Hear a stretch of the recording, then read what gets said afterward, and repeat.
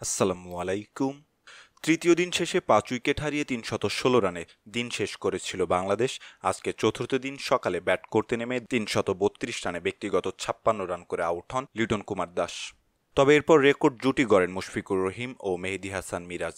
১৯৬ রানের রেকর্ড জুটি ভাঙে ব্যক্তিগত ১৯১ রান মুশফিকুর রহিম আউট হলে। সেঞ্চুরি থেকে মাত্র ৯ রান দূরে থেকে আউট হন তিনি। বাংলাদেশের দলীয় ৫২৮ রানে ব্যক্তিগত ডাবল সেঞ্চুরি থেকে মাত্র ৯ রান দূরে থেকে আউট হন তিনি। মুশফিক যেমন ডাবল সেঞ্চুরি মিস করেছেন, তেমনি নিজের সেঞ্চুরি মিস করেছেন মেহেদী হাসান মিরাজ। অর্ধশতকের পর মিরাজ হাঁটছিলেন সেঞ্চুরির পথেই, তবে ব্যক্তিগত ৭৭ রানে শাহিন শাহ আফ্রিদির শিকারে পরিণত হন তিনি। এরপর উইকেটে আর বেশি সময় টিকে থাকতে পারেনি বাংলাদেশি ব্যাটাররা। শেষ দিকে শরীফুল ইসলাম ব্যক্তিগত ২২ রান করে আউট হলে ৫৬৫ রানে থামে বাংলাদেশের প্রথম ইনিংস। আর এতে প্রথম ইনিংসে ১১৭ রানে লিড পায় টাইগাররা। পাকিস্তানের হয়ে সর্বোচ্চ ৩ উইকেট শিকার করেন নাসিম শাহ। এছাড়া ২টি করে উইকেট শিকার করেন শাহিন শাহ, মোহাম্মদ আলী এবং খুরাম শেহজাদ।